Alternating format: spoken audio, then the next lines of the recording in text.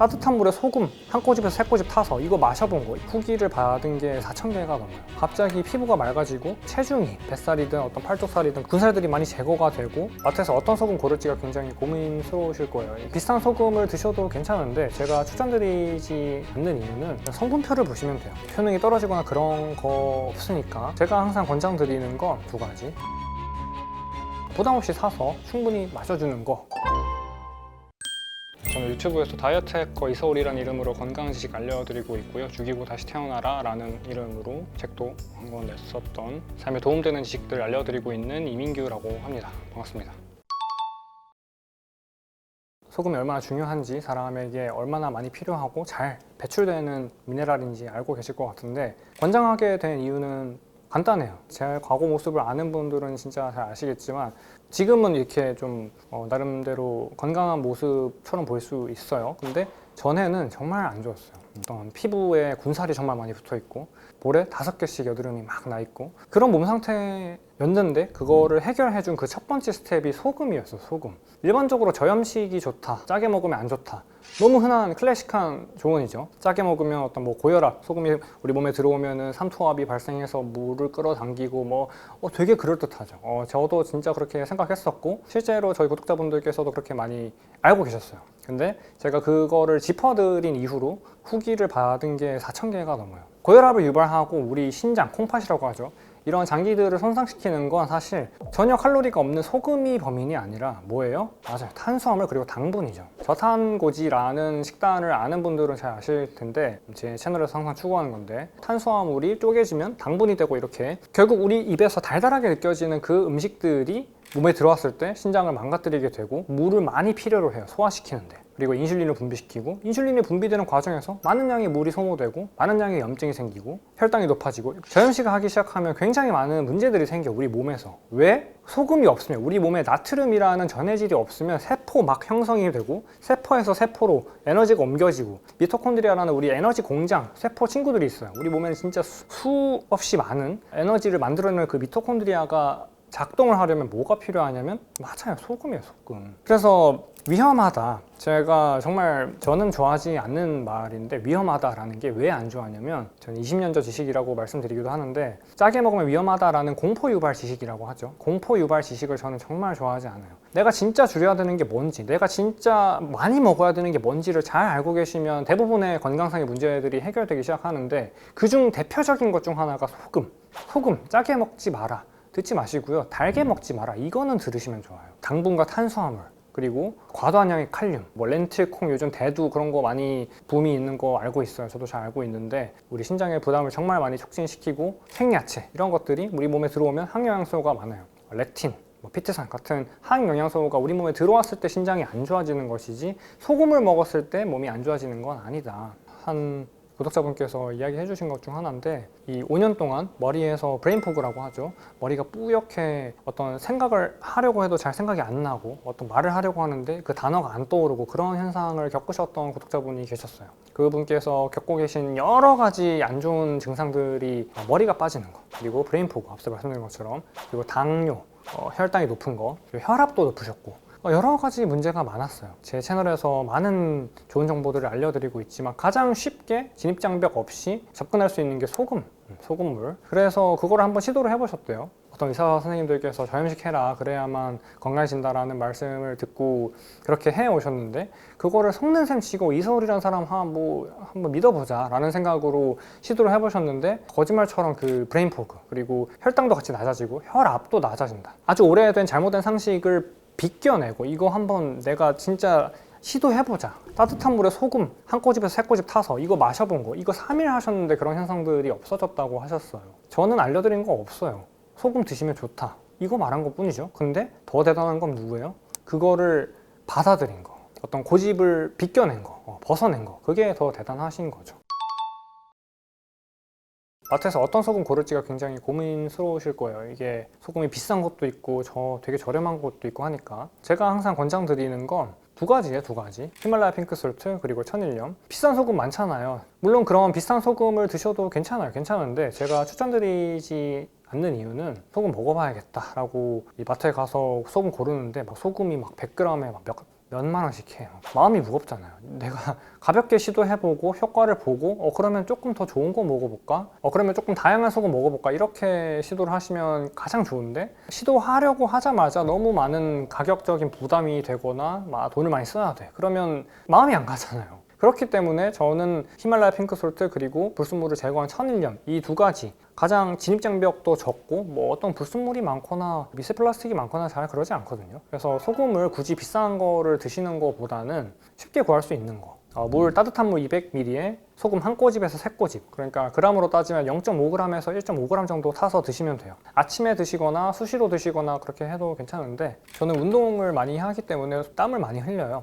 땀을 많이 흘리면 그 말은 즉슨 나트륨이 많이 빠져나간다 라는 말이 되겠죠. 평소에 일상생활 하시면서 운동할 시간이 없다라는 분들은 그럼에도 불구하고 이 소금물을 많이 권장을 드리는 이유는, 우리가 잘 때 있죠, 잘 때. 그때 뭐가 제일 많이 빠져나갈까요? 맞아요, 나트륨이에요, 나트륨. 우리 몸에서 나트륨이 부족하게 되면 정말 많이, 앞서 말씀드린 것처럼 문제가 많이 생기기 때문에 어떤 비싼 소금 드시는 것도 물론 여유가 되신다면 그렇게 하셔도 괜찮지만, 저 같은 경우는 히말라야 핑크솔트, 천일염 이 두 가지를 부담 없이 사서 충분히 마셔주는 거, 그거를 목표로 하고 섭취하고 있습니다. 효능이 부족하다. 히말라야 핑크솔트, 천일염을 드시는 분들 중에서 이런 말 들으셨을 거예요. 많은 소금 종류가 있지만 그 중에서 가장 제외를 하시면 몸에 건강상 이점이 있는 소금이 뭐냐면, 첫 번째 맛소금. 이거는 드시지 않는 게 이로워요. 왜냐면 MSG, 인공조미료라고 하죠. 그런 것들을 쳐서 나오는 게 맛소금인데, 그런 것들을 굳이 집에서까지 드실 필요는 없잖아요. 그런 것들은 제외를 하시고, 두 번째는 첨가물이 포함된 죽염 혹은 다른 기타 불순물이 들어간 소금들, 특정 제품명이 있는 건 아니지만 그냥 성분표를 보시면 돼요. 그런 것만 제외하면 되고, 히말라야 핑크솔트든 천일염이든 여러분들께서 알고 계시는 거 구죽염이든 효능이 떨어지거나 그런 거 없으니까 편하게 시도해 보시고, 그 이후부터 내가 몸이 붓거나 하면 그때부터 용량을 살짝 줄이거나 먹는 횟수를 줄이거나 이렇게 빈도와 강도를 조절하시는 방향이 가장 좋아요. 네.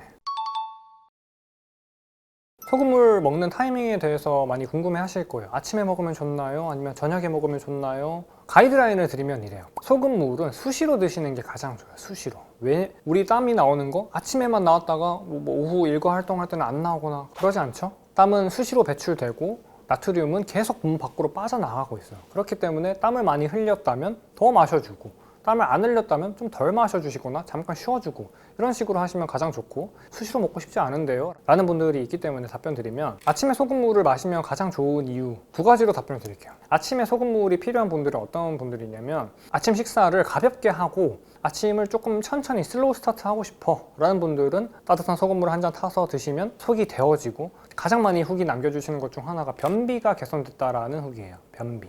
몸에 토양이 되는 장을 챙기면 그때부터 노폐물이 빠져나가고 염증이 사라지고 혈당이 낮아지고 이런 많은 선순환들이 일어나면서 내 몸이 깨어나기 시작하거든요. 그거를 만들어주는 첫 번째가 아침에 소금물을 마시면 좋기 때문에, 왜냐면 전해질을 채워서 우리 몸에 윤활유를 뿌려놓는 역할을 하거든요. 그런 분들이 있을 수 있어요. 그러면 저녁에는 먹으면 안 좋나요? 오후 와중에 짜게 먹었었기 때문에 저녁에까지 소금물을 먹으면 몸이 안 좋지 않을까요? 이렇게 물어보시는 분이 많이 계시기 때문에 그 말이 일부 맞을 수 있어요. 왜냐면 식사할 때 내가 짜게 막 먹어왔어. 내 몸에 나트륨이 충분하고 내 몸에서 당분, 달달한 음식을 많이 먹게 되면 그걸 신장이 처리해내느라 부담이 된다고 했죠. 신장이 부담이 됐는데 저녁에까지 소금물 마시면 좋겠지 하고 마시면 부담이 되겠죠. 신장과 이 콩팥에. 그래서 아침에 먼저 마셔놓게 되면 내 몸에 전해질이 채워지게 되고, 어떤 달달한 음식을 먹고 싶은 그 욕구가 많이 사라지게 돼요. 아침에 먼저 드셔보면 효과를 보실 텐데, 그때 이후로 내가 이 소금이 정말 충분히 필요한 게 맞구나 라는 걸 생각이 드셨다면, 그때부터 제가 앞서 말씀드린 것처럼 당분과 탄수화물을 조금씩 줄이세요. 당분, 탄수화물 이거를 줄이시면 소금은 충분히 우리 몸에 들어와서 활동을 할 수 있는 여유가 생긴다. 결론적으로 아침에 드시면 가장 좋습니다. 소금물을 마시면 생기는 가장 효과적인 변화 3가지 정도를 말씀드리면, 첫 번째, 앞서 말씀드린 것처럼 변비. 변비가 생기는 이유가 그냥 간단하게 얘기하면, 대변이 만들어지려면 수분이 필요하거든요. 그 수분을 우리 몸으로 빨아들이려면 뭐가 필요해요? 맞아요, 소금이죠, 소금이. 그래서 소금이 많이 들어오면 몸에 수분을 저장하게 되고, 내가 변비 문제가 있었다, 화장실에서 불편했다는 부분이 많이 개선이 되죠. 그리고 두 번째 효과는 피로함이 많이 개선이 되실 거예요. 피로함. 많은 분들께서 만성 피로가 있으실 거예요. 운동이 부족할 수도 있고 여러 가지 이유가 있겠지만, 가장 대표적인 게 저염식이 만들어낸 부작용이에요.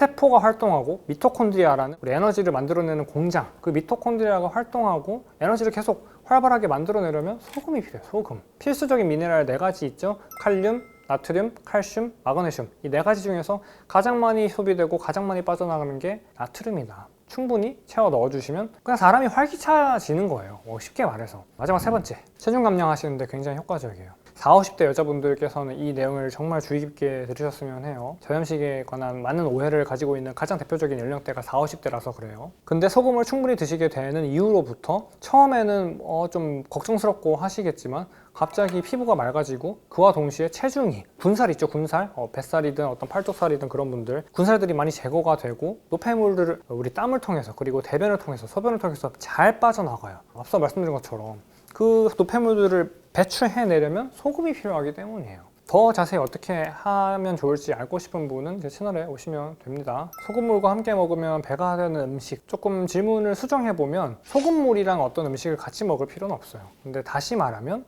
소금이랑 음식을 같이 곁들여서 드시면 돼요. 그 말은 짭짤하게 드시면 된다라고 생각하시면 되겠죠. 간단하게 말씀드리면 고기 구워 드실 때 고기 소금 많이 찍으면 안 되니까 조금만 찍어서 맛없게 드시는 거 그러지 않으셔도 괜찮다. 제가 종종 애용하는 건 레몬물, 소금물에다가 레몬수를 기호에 맞게 조금 타서 드시고 그렇게 하셔도 괜찮습니다. 제가 항상 추천드리는 방법은 너무 어렵게 생각하시거나 그러지 않으셨으면 해요. 소금물 아침에 한 잔 마셔볼까? 이렇게 생각해서 시도해보시는 게 가장 좋다. 어렵게 하실 필요 없다. 저는 이랬던 사람이 군살과 여드름, 다크서클, 항상 졸리고 피곤하고 저를 바꿔주는 가장 효과적인 것 중 하나가 24시간 동안 소금물을 드셔보세요. 이거예요. 끝! 24시간 체중 감량에 정말 큰 도움이 되고 몸에 염증이 사라지기 때문에 만성피로가 있으셨던 분들, 혈당 문제가 있거나 혈압이 안 좋거나 그런 분들도 많이 개선이 돼요. 한 달에 한 번 하면 되나요? 아니면 일주일에 한 번 하면 되나요? 근데 함부로 하시면 안 돼요. 위험한 분들이 있어요. 살 안 찌는 몸을 만들기 위해서는 간헐적 단식을 반드시 해주셔야 되는데 그걸 제가 추천을 드리는 이유를 말씀드릴게요. 간헐적 단식을 하시면 많은 건강상의 이점이 있는데 구독자분들께서 잘 아시겠지만 체중 감량에 정말 큰 도움이 되고 몸에 염증이 사라지기 때문에 만성피로가 있으셨던 분들, 피부 쪽에 아토피가 있으셨거나 혈당 문제가 있거나 혈압이 안 좋거나 그런 분들도 많이 개선이 돼요. 근데 왜 하필 간헐적 단식이 그냥 아무것도 안 먹는 그 어렵고 고통스러운 그 방법을 많이 추천을 드리냐면 사람 몸이 그렇게 구조되어 있기 때문이에요. 조금 재미없는 얘기일 수 있지만 사람 몸이 정기적으로 음식물이 들어온 지가 얼마 되지가 않았어요. 100년도 안 되죠. 100년. 그렇다는 말은 기술이 우리를 편하게 만들어준 건 맞지만 원래 사람이 어떻게 살아야만 건강해질 수 있는지 그 역사를, 진화론을 생각해 보시면 답이 나오게 되는데 내가 음식을 먹고 싶을 때 먹으면 몸에서 필연적으로 인슐린이 정기적으로 분비되고 많이 분비돼요. 그러면 염증이 많이 생기겠죠? 그러면 생각해야 되는 건 2가지 정도예요. 첫 번째로 앞서 말씀드린 소금, 우리 몸에 필요한 재료, 소금 먹어주고. 2번째, 포화지방, 동물성 지방. 사람은 채소를 많이 먹을 때보다 동물을 잡아 죽여서 먹을 때 동물을 잡아 먹어야만 해요. 사람은 그렇게 육식을 위주로 할 때 몸이 건강해지게 만들어져 있는데 그 다음에 필요한 건 내가 충분히 음식을 먹고 난 다음에 쉬어주는 거예요. 쉬어주는 거. 간헐적 단식이라는 게 단식이라는 그 단어가 좀 겁이 나거나 그렇게 느껴질 수 있는 거 충분히 이해해요. 하지만 사람이 정말 건강해지기 위해서는 내가 먹을 때 양질의 음식을 많이 먹어준 다음에 그 쉬는 시간, 우리 장에 아무것도 들어와 있지 않고 비어져 있는 그 휴식 시간 동안에 몸에 있던 염증이 제거가 되고 단백질 찌꺼기를 처리해내고 노폐물들을 배출하고 그런 우선순위가 음식물을 소화시키는 게 아닌 내 몸을 회복하는 데에 1순위가 맞춰지게 되는데 그 방법이 바로 간헐적 단식이죠. 제 과거 사진을 제 채널에서 종종 보신 구독자분들은 잘 아시겠지만 저는 이랬던 사람이에요. 군살과 여드름 그리고 다크서클, 항상 졸리고 피곤하고 저는 학창시절 얘기를 잘 좋아하지 않지만 다른 애들 운동장 뛰어놀 때 저는 책상에 누워서 잤거든요. 왜 그런 거냐면 음식에 대한 전혀 어떤 그런 게 잡혀있지 않았고 달달한 거 많이 먹고 과자 많이 먹고 장이 쉴 시간이 없었기 때문이죠. 그렇게 저는 살아오는 내내 피부의 여드름과 군살과 피로함을 달고 살았었는데 저를 바꿔주는 많은 방법들 중 하나, 가장 효과적인 것 중 하나가 음식을 먹지 않고 쉬어주는 거. 이 간헐적 단식이었어요. 이 화면에 잘 보이실지 모르겠는데 제 피부를 보시면 피부에 엄청 많은 여드름이 나 있나요? 아니면 엄청 많은 군살이 붙어 있나요? 기운이 없어서 이렇게 웅크러져 있나요? 잘 그러지 않죠. 제가 어떤 뭐 자랑하고자 하는 의도가 아니라 음식을 먹을 때 먹고 먹지 않을 때 안 먹어주면 자연스럽게 사람은 건강해질 수밖에 없기 때문이에요. 피부가 좋아지고 만성피로가 해결되고 이런 것들이 제 채널에서는 구독자분들이 이미 너무 많이 누리고 계신 것들인데, 지식의 맛을 보고 계신 구독자분들께서도 이런 정말 제가 얻은 눈부신 건강을 꼭 체험하셨으면 좋겠어요. 그래서 알려드리는 일을 하고 있는 거예요. 그래서 제가 추천드리고 싶은 간헐적 단식의 가장 효과적인 방법을 말씀드려 볼게요. 여러 가지 방법이 있어요. 시간도 제각기 다르고 어떤 건 먹어도 되고 어떤 건 먹으면 안 되고 이런 것들도 많이 들어오신 게 많을 거예요. 그걸 제가 전부 다 정리를 해서 아주 컴팩트하게 요약적으로 말씀드리면, 결론적으로 이렇게 시작하시면 돼요. 24시간 동안 소금물을 드셔보세요. 이거예요. 끝. 뭐 어렵나요? 내가 뭐 어떤 뭐 차 종류는 먹어도 되나요? 기름 먹어도 되나요? 그냥 하나 정해드리면 가장 좋잖아요. 24시간 내가 오후 6시에 마지막 식사를 딱 마쳤어. 그러면 그때부터 단식을 시작해야겠다 라고 하면 그 다음날 오후 6시까지 소금물만 드시면 돼요. 그렇게 시도를 해보시면 내가 생각보다 그냥 아무것도 맹물만 마실 때보다 훨씬 덜 힘든 걸 느끼게 되실 거고, 그때부터 24시간이 아니라 36시간 시도해보시고, 그때부터 오토파지가 일어나거든요. 오토파지가 뭐냐면 몸에서 단백질 찌꺼기들, 죽은 세포들을 스스로 청소해내는 걸 오토, 자동, 파지, 잡아먹는 걸 얘기해요. 24시간 동안 소금물만 드시면서 하는 소금물 단식을 시도해 보시고, 그 다음부터 36시간, 48시간, 72시간 해보시다 보면 반드시 어떤 지방류를 살짝 섭취하고 싶으시거나 커피를 드시거나 뭐 티 종류를 드시거나 뭐 올리브유 이런 거를 중간중간 보충해 주시면 훨씬 더 단식 시간을 오래 유지할 수 있거든요. 다만 완전히 클린한 단식은 아닐 수 있어요. 소금물만 마시는 것보단. 가장 효과적인 건 72시간 동안 소금물만 드시는 거. 그게 가장 효과적이에요. 근데 위험한 분들이 있어요. 혈당 높은 분들, 불안정한 분들, 위험 있는 분들, 다른 어떤 자가 면역 질환이 있는 분들이 있을 거예요. 그런 분들은 72시간 내가 굶어봐야지 이러면 진짜 위험해요. 가장 안전한 범위 내에 24시간으로 먼저 시도해보시는 걸 추천을 많이 권장드려요. 그냥 맹물만 마신다는 게 어떤 의미냐면 몸에서 수분을 계속 배출해내야 된다라는 의미예요. 그러면 소금물을 마신다는 건 어떤 걸까요? 내 몸에 필요한 미네랄을 보충해준다라는 의미겠죠. 수분을 배출해내는 건 똑같아요. 왜냐면 물도 있으니까. 근데 몸에서 가장 많이 쓰이고 가장 많이 필요로 하고 잘 배출되는 게 나트륨이라고 했죠. 숨 마셔도 땀은 나오고 계속 나트륨 빠져나오고 있어요. 그러면 뭐 해야 돼요? 이 소금을 마셔야겠죠. 그냥 맹물만 마시면 소금은 빠져나갔는데 재료가 없어. 우리 몸에 나트륨이 없어. 만약에 이 상태에서 제가 단식을 한다고 하면 막 어지럽거나 구토가 나오거나 뭐 손발이 떨리거나 하는 부작용들이 생기게 되겠죠. 왜냐면 세포 대사, 우리 몸을 살아나가게 해주는 호르몬을 만들고 대사 활동을 하고 하려면 나트륨이 많이 필요하니까. 그렇기 때문에 단식할 때는 맹물 단식은 정말 위험하고 소금물 단식을 하시는 걸 많이 권장드려요. 그게 가장 정석 방법이에요. 정석. 그러면 궁금하실 수 있어요. 간헐적 단식 그러면 24시간 해볼게요. 한 달에 한 번 하면 되나요? 아니면 뭐 일주일에 한 번 하면 되나요? 저 같은 경우는 이렇게 해요. 몸에 염증이 많이 생겼다 싶을 때 해요. 한 달에 한 번 뭐 매월 말일에 딱 정해놓고 그날 배고픈데 혹은 활동을 많이 했는데 억지로 굶거나 그러지 않아요. 에너지를 많이 소비했다면 채워 넣어주시고, 내가 에너지를 많이 쓰지 않아도 되는 날이야. 그리고 몸에 생각보다 염증이 많이 느껴지는 것 같아. 그럴 때 한 번씩 24시간에서 48, 72 이렇게 단식을 해주시면 가장 좋아요. 깔끔하게 정해주세요 라고 하는 분이 있을 수 있기 때문에 알려드리면, 한 달에 한 번, 주말 있죠, 주말? 일 나가지 않고 편하게 쉬실 수 있는 그날 아무것도 먹지 않고 소금물을 홀짝홀짝 드시면 돼요. 밖에 나가서 산책도 하시고 살짝 가벼운 조깅, 저강도의 근력 운동, 그 정도는 더 좋아요. 해주시면. 그렇게 하다 보면 느껴지시는 변화가 있을 거예요. 효과. 예를 들어서 저 구독자분들께서 이야기하신 것 중 하나, 다크서클이 없어져요. 거울을 보시면 내가 아무것도 안 먹어서 진짜 좀 힘들고 한데 생각보다 거울로 본 내 모습은 되게 깔끔해져 있고 뭐 여드름 나 있던 것도 들어가 있는 경우도 굉장히 많아요. 왜냐면 그거를 제거해내기 때문에. 이거 염증이죠, 염증? 여드름? 몸에서 제거하기 때문에. 그리고 다크서클, 우리 몸에서 혈류가 빵빵 돌아서 심장에서 나온 피가 머리 끝까지 도달되면 이런 다크서클이 생기지 않을 거 아니에요. 얘가 퇴색된 거거든요. 눈 쪽에 혈류가 충분히 모이지 않아서 다크서클이 생기는 건데, 그런 것들도 우리 혈류, 혈관이 좋아지기 때문에 간헐적 단식하게 되면, 그렇기 때문에 그런 것도 없어지고 피부에서 가장 많이 드러나실 거고, 나중에 하다 보면은 상처가 났거나 이런 것들도 간헐적 단식을 하게 되면 훨씬 빨리 나아요. 내가 막 좋은 거 챙겨 먹고 할 때보다. 그러면 서로님, 몸에 염증이 많을 때만 간헐적 단식 한다고 하셨는데 몸에 염증이 많은지 적은지 뭐 어떻게 아시나요? 몸에 염증이 많을 때 생기는 여러 가지 현상들이 있는데, 가장 대표적으로 허리가 아픈 거. 많이 앉아있는 분들, 몸에서 염증이 생기고 있을 때 가장 쉽게 염증 반응을 느낄 수 있는 곳이 허리예요. 허리. 왜냐면 장기와 가장 가깝고 그곳에서 소화가 일어나면서 쉽게 생길 수 있는 부위예요. 특히 현대인 분들은. 그래서 허리가 아프거나 손발이 찌릿하거나 아니면 몸, 이 눈알 있죠? 눈알이 살짝 노르스름해지거나 그런 분들이 황달 있는 분들, 그런 분들은 평소에 몸에 염증이 많이 있다는 증거인데 그런 것들이 간헐적 단식을 하나씩 시도해 보시다 보면 많이 좋아지실 겁니다. 근데 함부로 하시면 안 돼요. 이 소금물 항상 충분히 드세요. 충분히 혈압 안 높아지니까. 아시겠죠?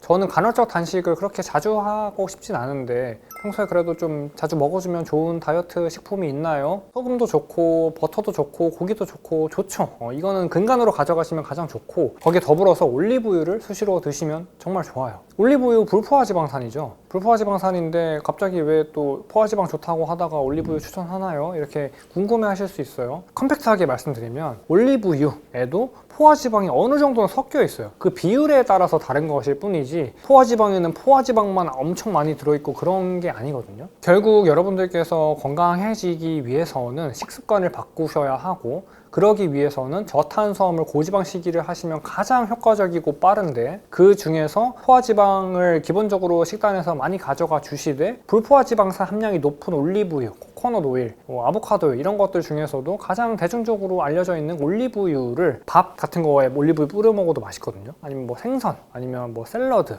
찐야채 그런 것에 살짝 뿌려서 드시는 거를 많이 습관을 들여보세요.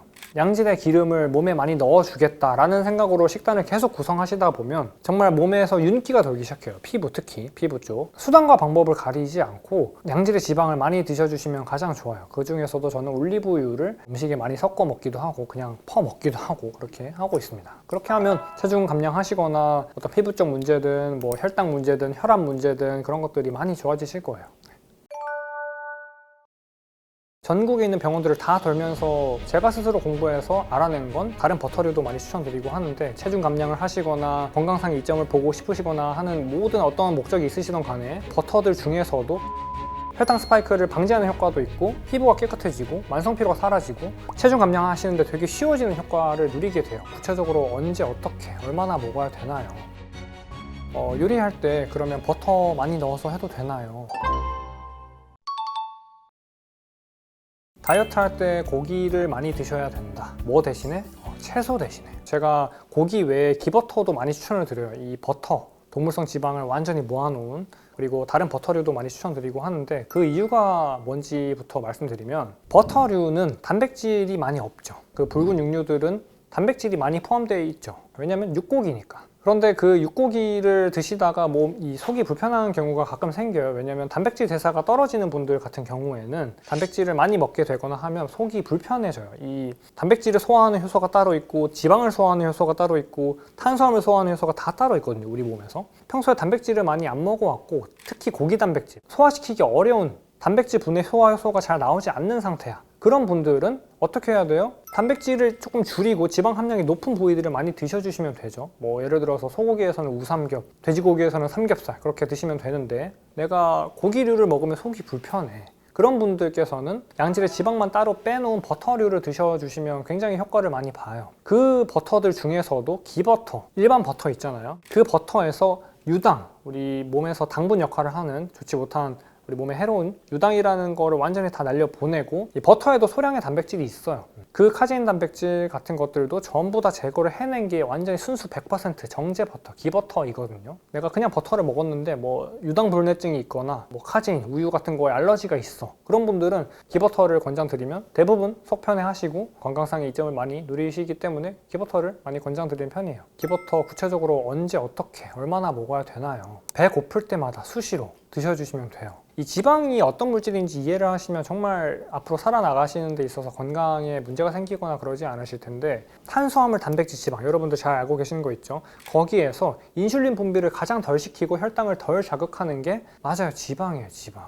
양질의 동물성 지방은 사람 몸에 소금만큼이나 정말 많이 필요해요. 그 지방이 우리 몸에 들어와야 호르몬을 만들어내고 세포막을 만들어내고 세포들과 세포 사이에 에너지를 전달하고 그런 것들이 가능해져요. 근데 소금과 마찬가지로 기름류, 지방류들은 몸에서 정말 많이 쓰이고 배출돼요. 그렇기 때문에 수시로 드시는 게 가장 좋은데, 여러분들 중에서 뭐 담낭 제거 수술을 하신 분이거나 간이 안 좋아서 담즙이 잘 안 나오는 분이거나 하는 분들은 지방을 그렇게 많이 수시로 먹게 되면 좀 불편할 수 있어요. 설사가 나온다거나 얼굴에 뾰루지가 올라온다거나, 평소에 저지방 식단을 해오신 분들은 특히 더 그래요. 그런 분들에게 권장드리는 거는, 만약에 내가 점심 식사를 12시에 해, 그러면 한 11시 40분 정도에 기버터 한 숟갈, 한 숟갈 너무 많다 싶으면 반 숟갈 정도, 5g 정도예요. 5g. 그 정도를 떠서 소금 탁탁 쳐서 딱 드셔주시게 되면 혈당 스파이크를 방지하는 효과도 있고, 이 위장이 자극받지 않는 게 되게 중요한데, 음식을 섭취할 때 있어서 그런 것들을 코팅 시켜주는 역할을 해요. 결론적으로 식전에 드셔주시면 가장 좋고, 내가 지방을 잘 소화시키는 것 같아 라는 분들은 저처럼 수시로 드셔주시면 돼요. 그러면 궁금하실 수 있어요. 내가 동물성 지방, 포화지방 이런 버터류들을 많이 먹게 되면 아무리 그래도 뭐 성인병이 생기거나 그런다던데 정말 아닌가요? 라는 질문 자주 주시기 때문에 답변 드릴게요. 그러지 않아요. 포화지방, 동물성 지방, 사람 몸에 가장 적합하고 흡수하기 쉬운 형태, 그리고 산패되지 않는 형태예요. 그냥 맛있게 드시면 오히려 몸이 더 건강해지고 피부가 깨끗해지고 만성피로가 사라지고 체중 감량하시는데 되게 쉬워지는 효과를 누리게 돼요. 많이 질문 주시는 것 중 하나가 또 요리할 때 그러면 버터 많이 넣어서 해도 되나요? 뭐 계란 후라이 할 때 식용유 대신에 콩기름 대신에 버터 해서 해도 되나요? 저는 그렇게 해요. 저는 식물성 기름을 잘 쓰지 않는 이유가 산패가 잘 되기 때문이에요. 안 좋은 기름, 콩기름, 해바라기 씨유, 카놀라유, 포도씨유, 기름이 있지도 않은데 그 공장에서 억지로 고열을 가해서 짜낸 거, 이런 기름들이 사람 몸에 들어가게 되면 산패를 정말 많이 일으키게 되거든요. 식물성 지방을 쓰는 게 세 가지가 있다면, 여러분들께서 그래도 포화지방 너무 많이 먹게 되면 이제 속이 더부룩하거나 하는 분들이 간혹 있기 때문에 알려드리면, 첫 번째 엑스트라 버진 코코넛 오일, 두 번째 엑스트라 버진 올리브유, 마지막 세 번째 엑스트라 버진 아보카도유. 이 세 가지를 기억하시면 돼요. 내가 식물성 기름을 먹고 싶다라고 한다면 이 세 가지에서 하나씩 택일 하셔서 뭐 골고루 드셔주시면 되는데, 기본적으로 요리를 하실 때 버터류 충분히 하세요. 근데 만약에 뭐 설사가 나오거나 하는 분들은 굳이 그런 지방을 너무 많이 드시는 것보다는 살짝 줄여주시는 게 좋겠죠. 이거는 다 조율하셔서 드셔야 돼요. 본인 몸 상태 맞게.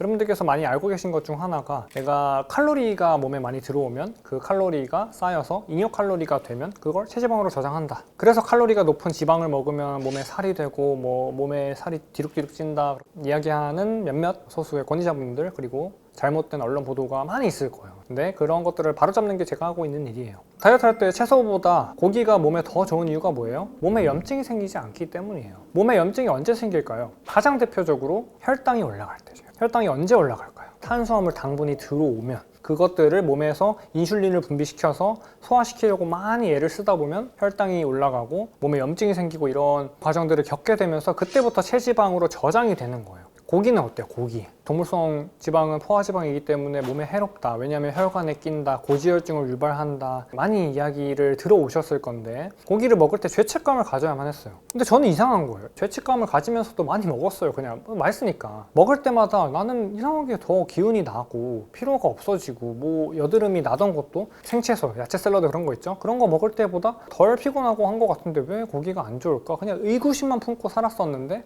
전국에 있는 병원들을 다 돌면서 제가 스스로 공부해서 알아낸 건 결국 포화지방은 몸에 좋다. 몸에 전혀 뭐 끼거나 혈관에 끼거나 뭐 암을 유발하거나, 대표적으로 뭐가 있어요? 뭐 대장암을 유발한다, 붉은 적색유근, 그런 지식들이 너무나도 오래되고 잘못된 지식이었다. 포화지방이 왜 포화지방이냐면 분자 구조에 빈자리가 없어서 포화지방인 거예요. 그럼 불포화지방은 어때요? 분자 구조에 빈자리가 있어서 불포화지방인 거죠. 그래서 포화지방은 저는 다른 말로 어떻게 부르기도 하냐면 안정지방이라고 부르기도 해요. 전혀 산패가 잘 되지 않고, 포화지방, 동물성 그 라드 그런 거 있죠? 돼지 기름, 뭐 소기름, 오리기름, 닭기름, 그런 것들을 보관 용기에 담아서 냉장고에 한번 둬보세요. 한 달, 두 달이 지나도 잘 상하지 않아요. 근데 식물성 기름, 대표적인 거 있죠? 콩기름, 해바라기 씨유, 똑같이 앞서 말씀드린 것처럼 보관 용기에 담아서 냉장고 한 달 더 보세요. 다 썩어 있어요. 다 썩어. 그런 것들 한 번만 알아두시면 요리할 때도 내가 굳이 콩기름 쓰거나 그러지 않아도 되겠구나, 이런 것들을 알게 되실 거예요. 포화지방, 동물성 기름 이런 것들은 뭐 몸에 끼거나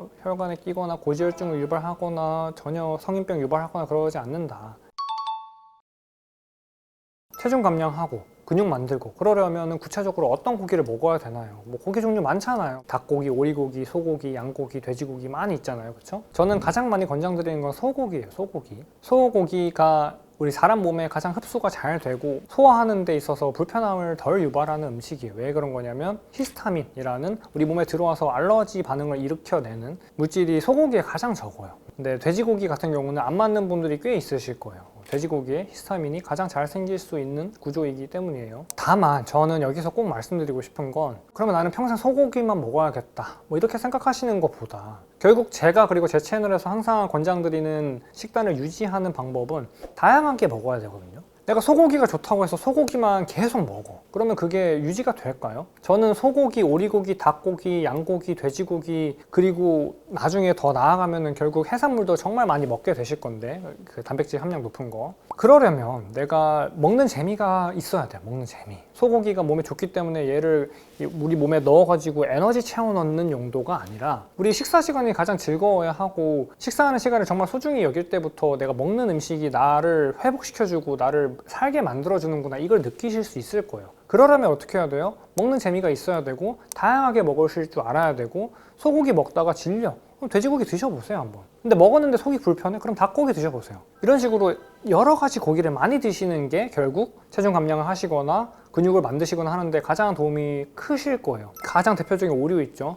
닭가슴살 많이 먹으면은 그게 근육으로 된다. 고기를 단백질을 채우는 용도로만 쓰시는 것보다는 고기 안에 정말 많은 미네랄과 비타민도 다 들어있거든요. 근데 그런 것들을 고루 챙기기 위해선 앞서 말씀드린 것처럼 5가지 붉은 육류 골고루 드시면 돼요. 골고루. 그래서 궁금하실 거예요. 구체적으로 그러면 양은 어떻게 되나요? 그냥 배 터질 때까지 먹으면 되나요? 이거 그렇게 먹으면 뭐 대장암 생긴다던데요. 사람마다 다르기 때문에 가이드라인을 제시해 드릴게요. 저는 뭐 몇 그램 먹어라 그런 중량으로 국한하지 않아요. 잘. 왜냐면 그렇게 되면 내가 먹을 때마다 저울 가지고 앞에 저울 두고 먹어야 될 것 같잖아요. 먹는 게 고통스러워. 원래 200g 먹어야지 라고 생각했어요. 만약에. 근데 250g 먹었어. 그럼 죄책감 느껴야 되나요? 아니잖아요. 그냥 그날 배고팠으면 그날 더 먹으면 돼요. 그날 에너지를 많이 썼으면 더 드시면 되고 그러면 기준이 뭐예요?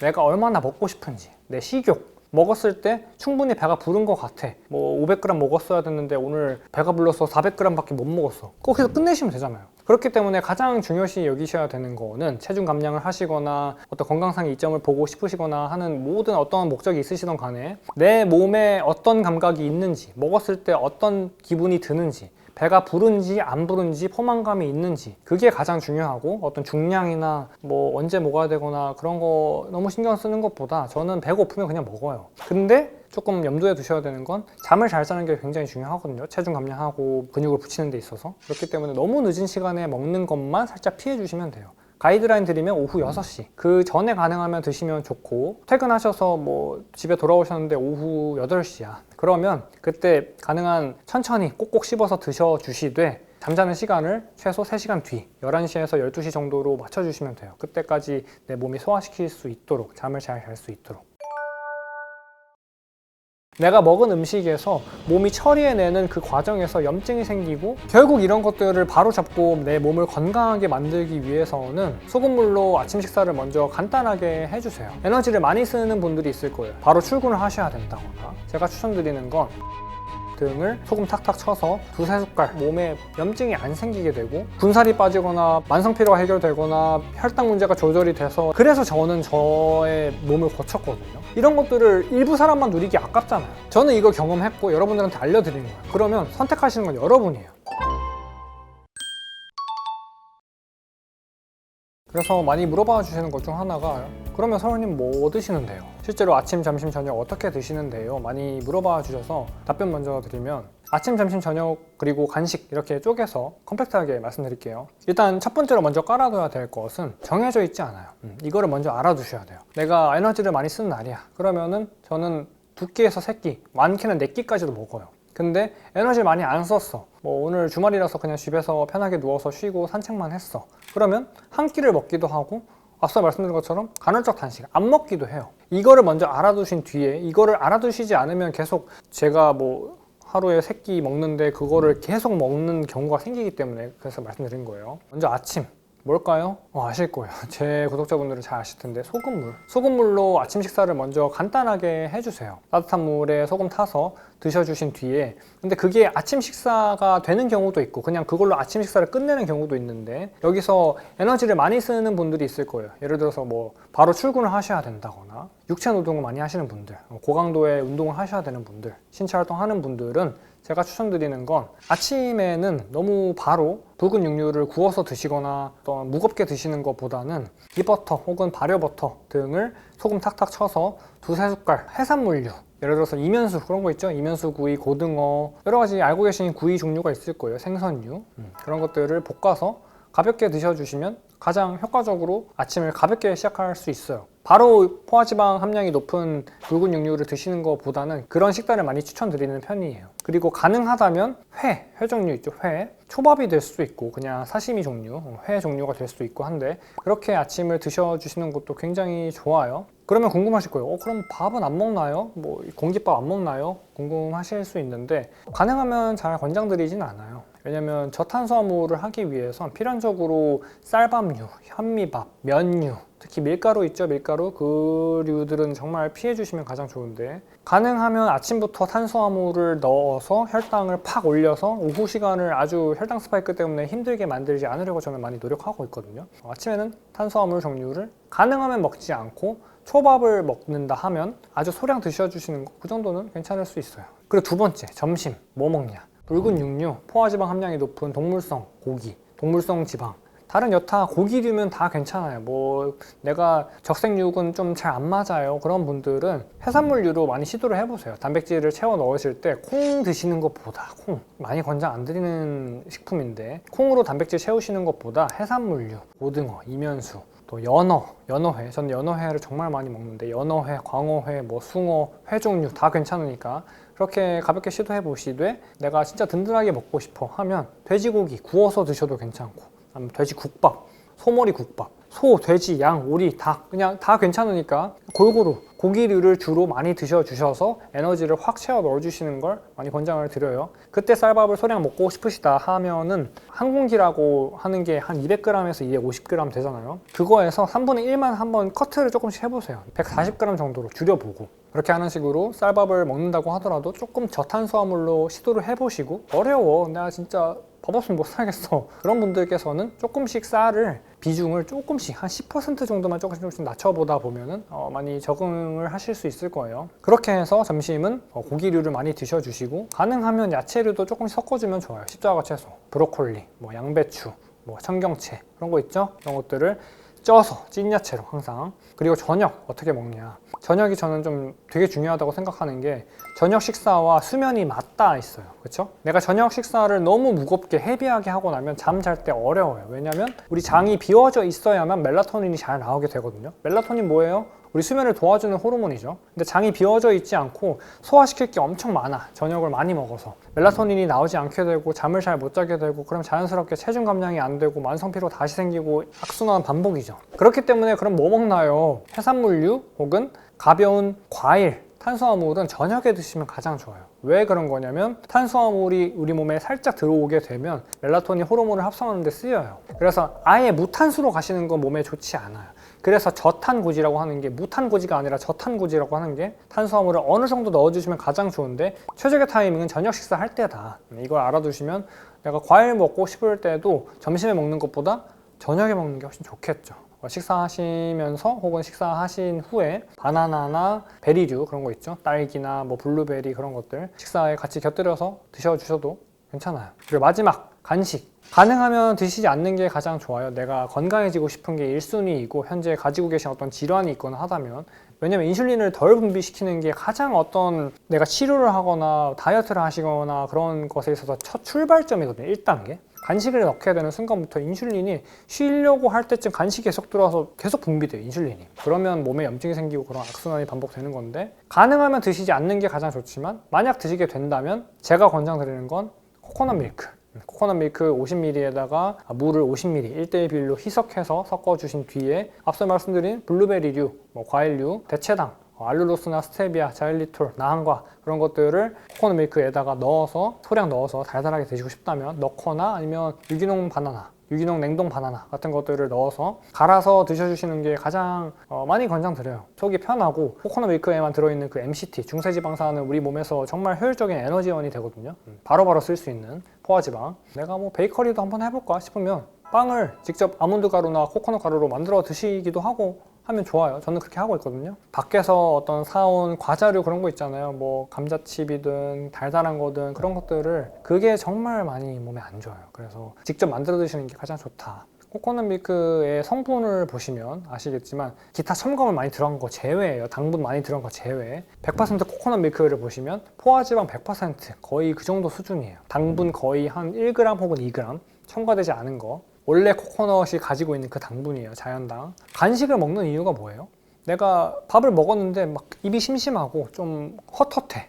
그렇게 표현하죠. 뭔가 충족이 안 되는 거죠. 그렇기 때문에 간식을 먹게 되는 건데 그때 대부분 드시게 되는 간식 종류가 밀가루로 만든 혹은 설탕으로 만든 달달하거나 맵거나 짠 거, 나쁜 지방이 많이 포함되어 있고 기름에 튀기거나 한 것들로 많이 드시게 될 텐데 특히 파뮤, 그거 대신에 좋은 지방 들어있는 거 뭐예요? 포화지방. 코코넛 밀크 안에 든 포화지방, MCT 그런 것들로 간식을 대체해 주시게 되면 시중에서 파는 그런 스낵류들 있죠. 그런 것들을 먹었을 때보다 훨씬 더 포만감이 빠르게 차오르고 몸에 염증이 안 생기게 되고 특히 점심 식사 이후에 간식을 드셔주시면 오히려 좋은 분들이 있어요. 누구냐면 저녁을 많이 먹는 분들.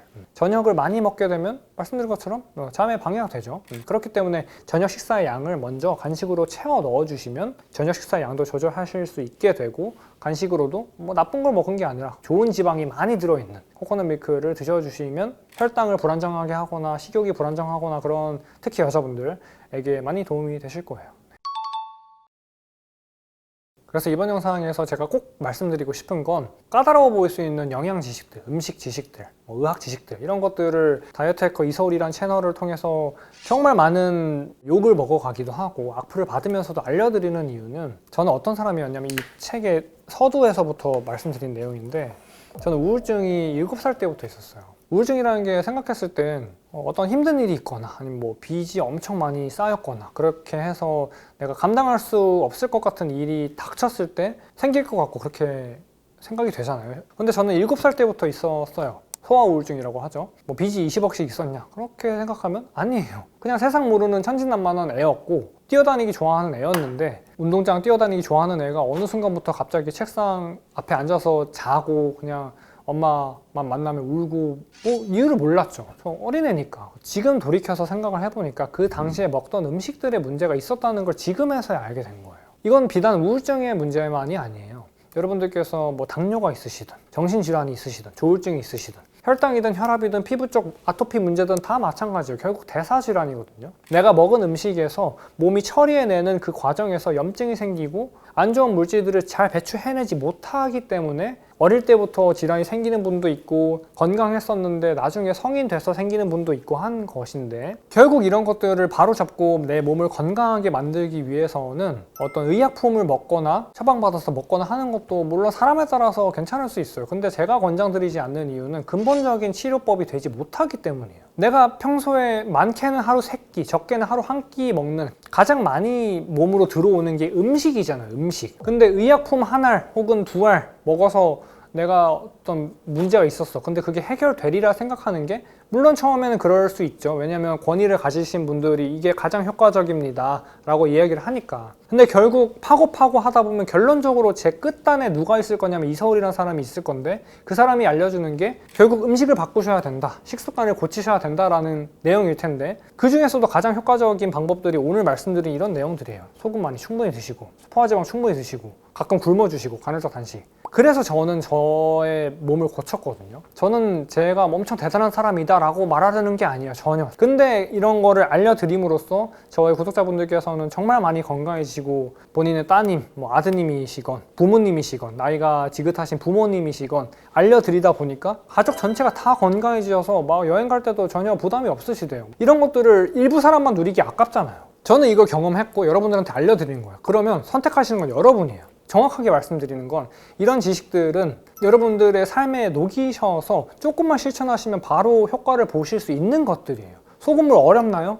안 어려워요. 결론적으로 가장 많이 몸에 들어오는 그 음식들을 고칠 수 있을 때부터 군살이 빠지거나 만성피로가 해결되거나 혈당 문제가 조절이 돼서 내가 진짜 살맛 나는 걸 느끼실 수 있거나 그런 많은 건강상의 이점을 누리시게 될 거다라는 걸 알려드리고 싶어서 유튜브를 하고 있는 것이기도 해요. 처음엔 좀 어려울 수 있죠. 근데 조금씩 해보다 보면 별로 안 어려워요. 네.